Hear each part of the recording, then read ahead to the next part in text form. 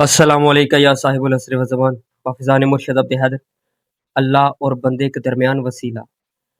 دین کے ٹھیکیدار کہتے ہیں کہ اللہ کو براہ راست مانو، درمیان میں وسیلے کی کوئی ضرورت ہی نہیں ہے، بس اللہ ہی اللہ اللہ اللہ اور کچھ نہیں، اللہ کے سوا کچھ نہیں، اللہ اللہ اللہ، یہ کوئی وسیلے کی بات ہی کوئی نہیں، بس اللہ کو مانو، اللہ کو۔ حالانکہ قرآن پاک اس میں کیا ارشاد فرماتا ہے؟ یا ایھا الذین آمنوا اتقوا اللہ وابتغوا الیہ الوسیلۃ وجاہدوا فی سبیلہ لعلکم تفلحون۔ جی، ترجمہ ہے اے ایمان والو، اللہ سے ڈرتے رہو اور اس کا وسیلہ تلاش کرو، جی، اور اس کی راہ میں جہاد کرو تاکہ تمہارا بھلا ہو۔ المائدہ آیت نمبر 35۔ اب اللہ تو وسیلہ مانگتا ہے کہ وسیلہ تلاش کرو، وسیلہ تلاش کرو، اس کا وسیلہ تلاش کرو، اللہ تو یہ فرما رہا ہے، اور تم وسیلے کے دشمن ہو، تم وسیلے کے دشمن ہو۔ اور جو لوگ کہتے ہیں کہ نہیں جی ہم تو آل رسول کو ماننے والے، ہم تو وسیلہ تلاش کرتے ہیں، بلکہ ہم کو تو وسیلہ ملا ہوا ہے، فرمایا اے ایمان والو، نبی پاک صلی اللہ علیہ وآلہ وسلم نے فرمایا تھا علی کل ایمان ہے، علی کل ایمان ہے، اے ایمان والو یعنی اے علی والو، یعنی اے علی والو تم بھی وسیلہ تلاش کرو، جی جی تم بھی اسی چکر میں رہو، تم بھی وسیلہ تلاش کرو، جی، بات سمجھ میں آئی؟ وسیلہ تلاش کرو، وسیلہ تو تلاش تمہیں کرنا ہی پڑے گا۔ اب تم وسیلے کے طلبگار تو بنو،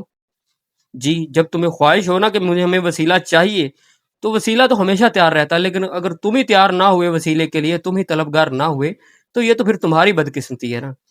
لیکن ایک بات طے ہے، وسیلہ تلاش کرنا پڑے گا۔ آج تک ہمیں الجھایا ہوا تھا ان دین کے ٹھیکیداروں نے کہ نہیں جی اللہ تک پہنچنے کے لیے وسیلہ کی کیا ضرورت ہے، اللہ تک وسیلے کی کیا ضرورت ہے، اللہ کو ڈائریکٹ مانو، اللہ کو براہ راست مانو۔ یہ قرآن پاک کی آیت ہے، اسی لیے شاید یہ لوگوں کو قرآن پاک کی تعلیم نہیں دیتے اور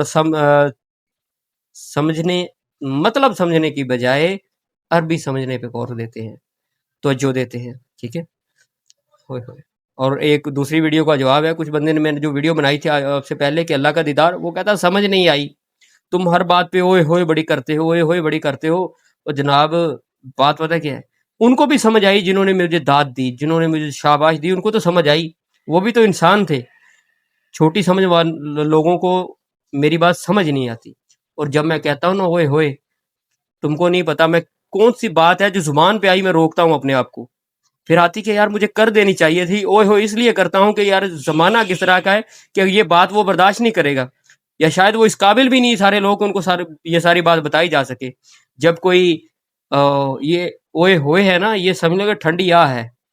تو ٹھنڈی آہ بندہ کب بھرتا ہے کہ جب وہ کوئی حسرت رہتی ہو اس کے دل میں، ٹھیک ہے،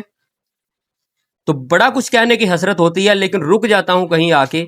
کہ یار نہیں ابھی یہ ٹائم نہیں ان کو بات کرنے کا یا سنانے کا وقت نہیں ہے۔